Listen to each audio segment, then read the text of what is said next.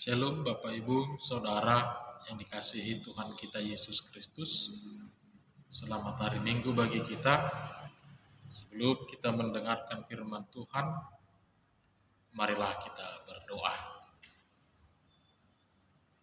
Kasih karunia dan damai sejahtera yang dari Allah Bapa dan dari anaknya Tuhan Yesus Kristus, itulah yang menyertai kamu sekalian. Amin. Bapak Ibu Saudara, mari kita buka firman Tuhan, berita sukacita dalam ibadah minggu kita hari ini, tertulis dalam kitab Yesaya pasal yang ke-35, ayat 4 sampai dengan ayat yang ke-10. Inilah firman Tuhan. Katakanlah kepada orang-orang yang tawar hati, kuatkanlah hati, dan janganlah takut. Lihatlah, Allahmu akan datang dengan pembalasan, dan dengan ganjaran Allah, Ia datang sendiri menyelamatkan kamu. Pada waktu itu mata orang-orang buta akan dicelikan, dan telinga orang-orang tuli akan dibuka. Pada waktu itu orang lumpuh akan melompat seperti rusa, dan mulut orang bisu akan bersorak-sorai. Sebab mata air memancar di padang gurun, dan sungai di padang belantara. Tanah pasir yang hangat akan menjadi kolam, dan tanah gersang menjadi sumber-sumber air. Di tempat serigala berbaring akan tumbuh tebu dan pandan. Di situ akan ada jalan raya yang akan disebutkan jalan kudus. Orang yang tidak tahir tidak akan melintasinya, dan orang-orang pandir tidak akan mengembara di atasnya. Di situ tidak akan ada singa, binatang buas tidak akan menjalaninya, dan tidak akan terdapat di sana orang-orang yang diselamatkan akan berjalan di situ. Dan orang-orang yang dibebaskan Tuhan akan pulang dan masuk ke Sion dengan bersorak-sorai. Sedang sukacita abadi meliputi mereka. Kegirangan dan sukacita akan memenuhi mereka. Kedukaan dan keluh kesah akan menjauh. Demikian firman Tuhan. Bapak Ibu Saudara yang dikasihi Tuhan kita Yesus Kristus, topik hari Minggu kita hari ini adalah janganlah takut, kuatkanlah hatimu. Saudara-saudara, melihat realita kehidupan saat ini, saya melihat ada dua ketakutan dalam diri setiap orang pada saat ini. Ada dua hal ketakutan di dalam diri setiap orang pada saat ini. Yang pertama, dia takut, dia tidak bahagia di dunia ini. Dan yang kedua, sekaligus dia juga takut bahwa dia juga tidak akan mendapatkan kebahagiaan atau diterima di dalam kerajaan Allah. Dua hal inilah yang selalu membayang-bayangi pikiran setiap orang di dalam kehidupannya. Bukan hanya itu, kedua hal ini juga selalu berusaha atau selalu bersaing dalam diri pribadi seseorang tersebut untuk mencari ataupun mendapatkan kehidupan, kebahagiaan, baik di bumi ini maupun kebahagiaan di dalam kerajaan surga kelak. Nah, Bapak Ibu Saudara yang dikasihi Tuhan kita Yesus Kristus, pertanyaannya saat ini adalah bagaimana cara orang dalam meraih keduanya, kebahagiaan tadi, secara bersamaan di dalam hidupnya. Bagaimana cara yang harus kita lakukan dalam meraih kedua kebahagiaan tersebut dalam kehidupan saat ini. Kita bisa bahagia di dunia ini, sekaligus juga kita bisa bahagia, hidup berkenan di hadapan Allah. Tentu kita tahu bahwa setiap orang yang menyatakan dirinya pengikut Kristus, maka dia haruslah hidup dengan menyangkal dirinya. Maka dia haruslah hidup dengan memikul salib Kristus. Maksudnya begini,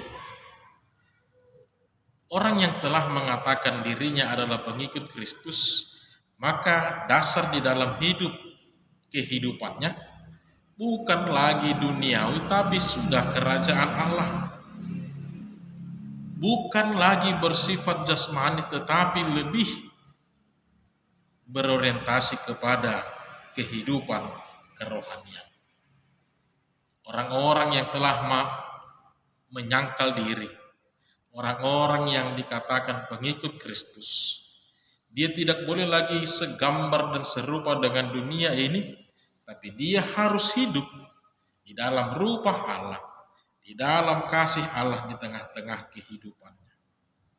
Maka jika demikian halnya ternyata saudara-saudara, berarti tidaklah mungkin bagi kita, tanda kutip, bisa hidup bahagia di dunia ini. Karena seorang pengikut Kristus haruslah hidup hanya seturut dan sekehendak Allah semata. Orang-orang yang telah hidup di dalam dunia ini haruslah orang-orang yang selalu hidup di dalam firman Allah, di dalam kehidupannya. Maka disinilah kemudian akhirnya timbul persaingan-persaingan tadi dalam mencari kebahagiaan-kebahagiaan tersebut. Akan mulai timbul pikiran-pikiran yang mengatakan lalu lantas, masa saya tidak boleh hidup bahagia? Orang-orang kemudian akan mulai memilih, kalau begitu saya lebih memilih mendapatkan kebahagiaan selama saya masih hidup di dunia ini. Maka disinilah orang-orang mulai beralih, Bapak Ibu Saudara. Maka disinilah orang-orang mulai mengusahakan dengan cara apapun, dengan berbagai macam usaha mereka, hanya demi mencapai kebahagiaan secara manusiawi selama mereka hidup di dunia ini. Apakah itu melanggar hukum Tuhan? Apakah itu melanggar norma-norma kemanusiaan? Apakah itu melanggar moralitas kehidupan manusia? Mereka tidak lagi peduli. Mereka tidak lagi mementingkan, hanya satu yang ada dalam pikiran mereka. Bagaimana saya hidup dengan bahagia selama saya hidup di dunia ini. Apapun ceritanya, apakah itu melanggar firman Tuhan, norma-norma kemanusiaan, adat istiadat dan lain sebagainya, dia tidak lagi memperdulikan. Saudara-saudara, disinilah orang-orang akan mulai mengalami dilema di dalam kehidupannya. Disinilah orang-orang mulai mengalihkan fungsi ataupun peran serta Allah di dalam kehidupannya. Bukan lagi rohani, bukan lagi kerajaan Allah yang menjadi fokus utamanya, tapi duniawi, kebahagiaan dia, kesenangan semata. Bahkan orientasi dalam hidupnya pun bukan lagi hidup di dalam Kristus Yesus, tapi sudah menjadi keduniawian. Bukan lagi Yesus Kristus yang menjadi dasar di dalam kehidupannya, tetapi hal-hal yang bersifat keduniawian. Harta, kekayaan, hedonisme, semua yang berbau duniawi, semua yang berbau kesenangan jasmani, semua yang tanda kutip bisa membuat dia senang. Akhirnya timbullah fenomena-fenomena menarik, unik di tengah-tengah kehidupan manusia. Perbandingan-perbandingan, persaingan-persaingan, bahkan kesenjangan-kesenjangan mulai terjadi di dalam kehidupan ini. Orang-orang tidak peduli lagi dengan manusia, dengan sesamanya, terlebih dengan Allah. Bukan suatu hal yang memalukan lagi ketika melakukan kejahatan, tapi dianggap sudah menjadi bahagian dari kehidupan ini.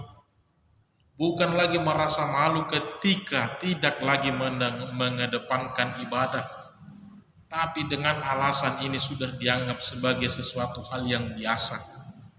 Bahkan dalam hal mencari kebutuhan hidup dengan jalan yang tidak benar pun, orang-orang sudah menganggap itu hal yang lumrah, dan itu hanya dianggap bagian proses yang harus mereka lalui. Saudara-saudara yang dikasihi Tuhan kita Yesus Kristus, perikop kita hari ini adalah nubuatan yang diberikan oleh Yesaya kepada bangsa Israel dengan tujuan supaya mau membuat mereka kembali bersemangat, supaya mau membuat mereka kembali menumbuhkan harapan hanya di dalam kemurahan Tuhan semata. Yesaya menggambarkan bahwa pertolongan dari Allah itu sangat baik, dan ketika pertolongan Allah telah datang, maka kegirangan dan sukacita akan memenuhi seluruh bumi. Semua akan bersorak-sorai menyambut kedatangan, menyambut pertolongan Allah. Keselamatan dari Allah bukan hanya mampu mengubahkan manusia saja, tapi juga mampu mengubahkan seluruh isi dunia ini. Bapak Ibu Saudara, ada beberapa hal yang mau kita lihat dalam perikop hari ini, yang perlu kita renungkan kembali di dalam kehidupan kita saat ini. Yang pertama, nikmatilah setiap proses kehidupan ini, dan tetap andalkan Tuhan di dalam kehidupanmu. Nikmati setiap proses kehidupan saat ini, dan tetap andalkan Tuhan di dalam kehidupan. Kita tahu selama kita masih hidup di dunia ini akan selalu diperhadapkan dengan yang namanya problematika kehidupan. Ini adalah bagian dari proses yang harus kita lalui dengan selalu mengedepankan kebenaran, dengan selalu berpegang kepada perintah Allah, bahkan dengan dasar tujuan motivasi di dalam hidup kita ini hanyalah untuk kemuliaan Allah semata. Jangan mau terpengaruh, jangan mudah tergoyahkan, apalagi sampai meninggalkan Allah hanya demi untuk mencari kebahagiaan secara duniawi. Kita melihat dalam perikop hari ini, di dalam ayat 4, hal yang pertama sekali dikatakan, katakanlah kepada orang-orang yang tawar hati, kuatkanlah hati, janganlah takut. Lihatlah, Allahmu akan datang dengan pembalasan dan dengan ganjaran Allah. Ia sendiri datang menyelamatkan kamu. Pada waktunya pertolongan Allah akan datang.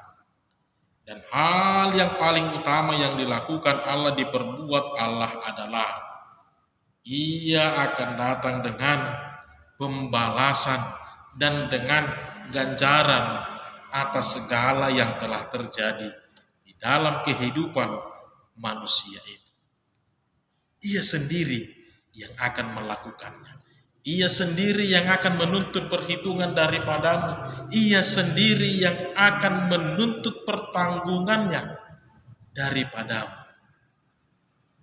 Bagi orang-orang yang telah meninggalkan Allah, disinilah dia akan mendapatkan pembalasan dari Allah. Dia tidak lagi merasakan bahagia di dunia ini, apalagi di dalam kerajaan Allah. Yang satu dia tidak dapatkan, yang satu lagi juga dia tidak bisa raih. Maka firman Tuhan hari ini mau mengajarkan kepada kita. Yang pertama, nikmatilah setiap proses dalam kehidupanmu. Dan tetaplah andalkan Tuhan di dalam kehidupanmu. Apapun itu, baik itu kesusahan, baik itu penderitaan, baik itu pergumulan, ataupun duka cita di dalam kehidupan kita.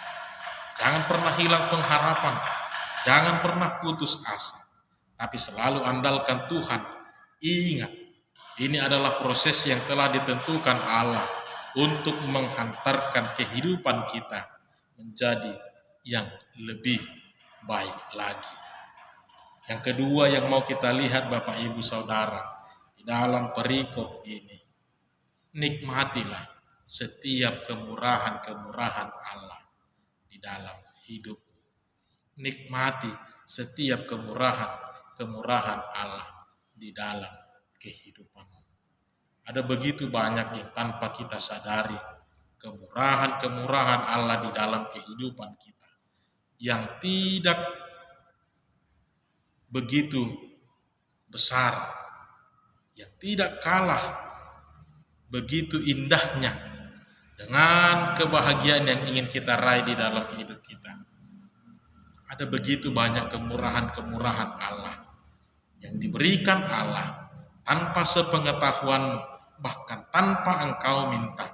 Allah telah sediakan untuk kebahagiaan. Nikmatilah setiap kemurahan Allah itu. Apakah itu secara dirimu pribadi, keluargamu, sanak saudara, orang-orang yang mengasihi engkau. Begitu banyak kemurahan-kemurahan Allah di dalam kehidupan ini. Kita mau belajar kembali saudara-saudara. Ada begitu banyak hal-hal yang mampu membuat kita bersuka cita kembali. Ada begitu banyak hal-hal yang mampu membuat kita berbahagia kembali di dalam kehidupan kita. Lihatlah, pertolongan Allah akan nyata tepat pada waktunya. Lihatlah, pertolongan Allah akan nyata bagi orang-orang yang selalu dengan setia tetap mengandalkan Allah. Begitu besar kemurahan Allah. Bukan hanya manusia yang merasakan, tapi seluruh dunia ini.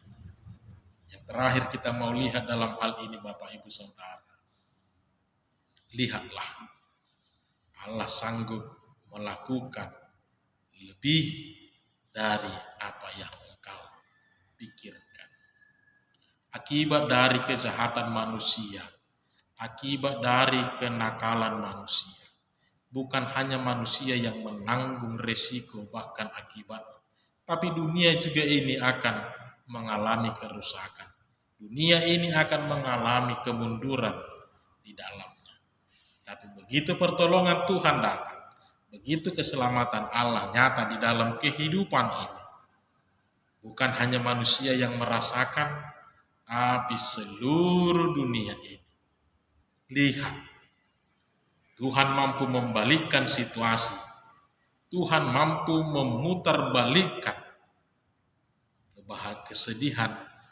Tuhan ubah menjadi kebahagiaan. Duka cita Tuhan ubahkan menjadi penghiburan. Pergumulan, kesakitan Tuhan mampu ubahkan menjadi sukacita, sorak-sorai, gembira, nyanyian syukur bagi orang-orang yang selalu mengandalkan Tuhan di dalam kehidupannya.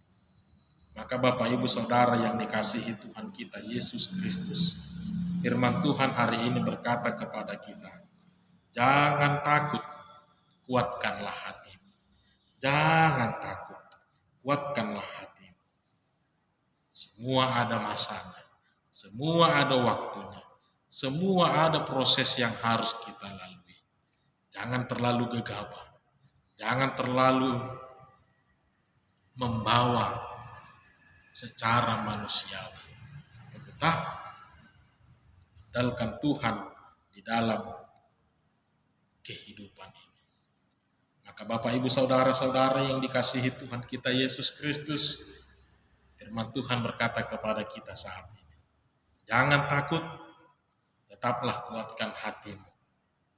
Kebahagiaan yang sesungguhnya hanya di dalam Kristus. Sukacita yang sesungguhnya hanya di dalam Kristus. Bahkan pertolongan yang sesungguhnya atas setiap permasalahan dan pergumulan kita hanya ada di dalam Kristus.